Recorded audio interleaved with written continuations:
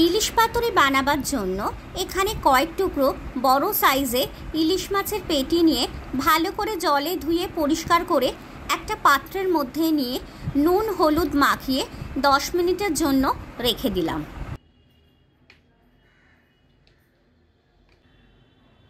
এদিকে আরেকটা বোলের মধ্যে 2 চামচ কালো সর্ষে আর 2 চামচ সাদা সর্ষে, 4টে কাঁচা লঙ্কা দিয়ে মিক্সিতে একটা মিহি পেস্ট বানিয়ে রেখেছিলাম। সেই পেস্টটা দিয়ে তার মধ্যে পরিমাণ মতো নুন, হলুদ আর বেশ খানিকটা পরিমাণে কাঁচা সর্ষের তেল দিয়ে ভালো করে মিক্সড করে নিলাম। এবার ওই মিশ্রণটা ভালো করে মাছের গায়ে এপিট ওপিট করে লাগিয়ে রাখবো, যাতে মাছের ভেতর অবধি মশলাটা ঢোকে। এখানে আমি কলা পাতায় নয় লাউ পাতায় পাতুরিটা বানাবো বলে বাজার থেকে আনার পর লাউ পাতাগুলোকে একটু গরম জলে ভালো করে একটু ভাপিয়ে নিয়েছিলাম, যাতে বাইরের ধুলোবালি চলে যায়।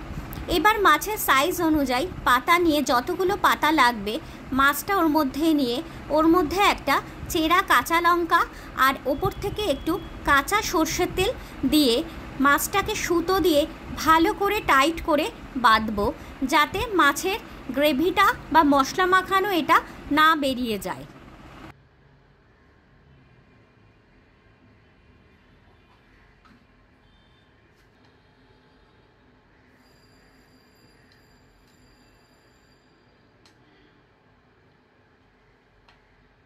এইভাবে একে একে সব মাছগুলো ভালো করে নিয়ে খুব হালকা হাতে সুতো দিয়ে বেঁধে ফেলতে হবে।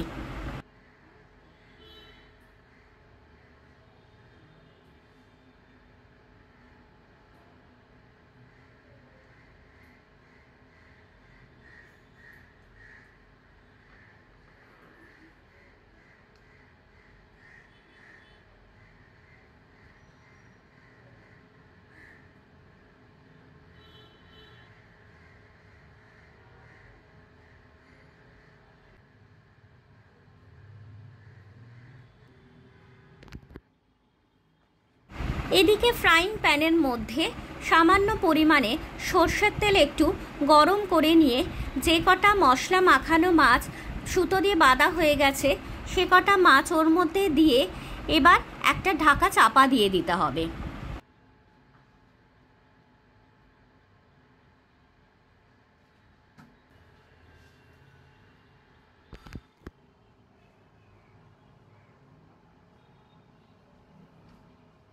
এই সময় গ্যাসের ফ্লেমটা লোতে রাখতে হবে, আস্তে আস্তে মাছগুলো ভেতর থেকেই সেদ্ধ হয়ে যাবে। এবার 5 মিনিট পর ঢাকাটা উল্টে একটু কালচে রং ধরলে মাছটাকে আবার খুন্তির সাহায্যে অপোজিট পিঠে করে দিতে হবে। এইভাবে একে একে পাতুরিগুলো রেডি করতে হবে। রেসিপিটা যদি ভালো লাগে তাহলে প্লিজ একটা লাইক, কমেন্ট, শেয়ার আর সাবস্ক্রাইব করে দিও। গরম গরম ভাতের সাথে গরম গরম পাতুরি মাটনকেও পর্যন্ত হার মানাবে।